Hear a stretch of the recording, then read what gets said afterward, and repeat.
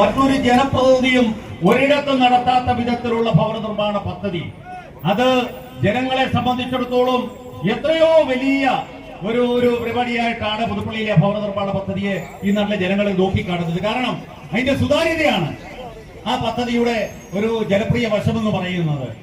ഗുണഭോക്താവിനെ കണ്ടെത്തുന്നതോടൊപ്പം തന്നെ വീടിന്റെ ആ സ്പോൺസറെ കൂടെ കണ്ടെത്തുക.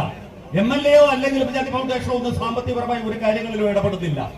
ആ ഇടപെടലുകൾ ഒന്നുമില്ലാതെയാണ് നേരിട്ട് സ്പോൺസർമാര് ഈ 53 വീടുകളുടെയും നിർമ്മാണ പ്രവർത്തനങ്ങൾ ഈ നിയോജക മണ്ഡലത്തിൽ പൂർത്തീകരിച്ചത് എന്ന് പറയുമ്പോൾ എത്രയോ വ്യത്യസ്തമായ ഒരു പ്രവർത്തന പരിപാടിയായിരുന്നു ആ ഉമ്മൻചാണ്ടി ഫൗണ്ടേഷൻ നേതൃത്വത്തിൽ നമ്മുടെ നിയോജക മണ്ഡലത്തിൽ നടന്ന ഈ ഭവന നിർമ്മാണ പദ്ധതി എന്നുള്ളത് നമുക്കറിയാം.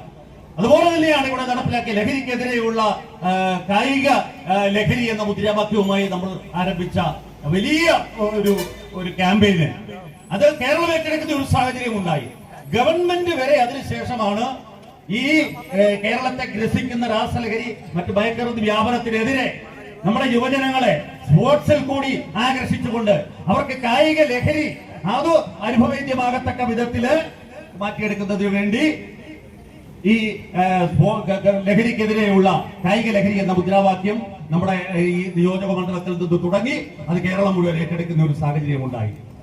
അങ്ങനെ ഒട്ടേറെ പദ്ധതികളും പ്രവർത്തനങ്ങളും പരിപാടികളും കൊണ്ട് വ്യത്യസ്തമാർന്ന അദ്ദേഹത്തിന്റെ വളരെ തനതായ പ്രവർത്തനങ്ങളെ നമുക്കറിയാം. പുതുപ്പള്ളിയിൽ നടന്ന പുതുപ്പള്ളി ഫെസ്റ്റ് വലിയൊരു ഉത്സവ അന്തരീക്ഷമായിരുന്നു പുതുപ്പള്ളിയെ സംബന്ധിച്ചിടത്തോളം, നമ്മുടെ ഈ നിയോജക മണ്ഡലത്തെ സംബന്ധിച്ചിടത്തോളം. സാധാരണ ആളുകൾ എത്ര ആവേശത്തോടു കൂടിയാണ് ആ ഫെസ്റ്റിൽ അണിനിരുന്നത് എന്നുള്ളത്.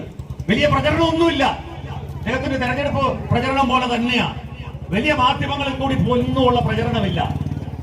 ഒരാഴ്ച കൊണ്ട് അതിന്റെ മുന്നൊരുക്ക പ്രവർത്തനങ്ങൾ മുഴുവൻ നടത്തി ആ ഫെസ്റ്റ് വലിയ ജനപങ്കാളിത്തത്തോടു കൂടി നാട്ടുകാരുടെ മുഴുവൻ പുതുപ്പള്ളിക്കാരുടെ മുഴുവൻ പുതിയ പുതുപ്പള്ളി നിയോജക മണ്ഡലത്തിലെ ജനങ്ങളുടെ മുഴുവൻ ഒരു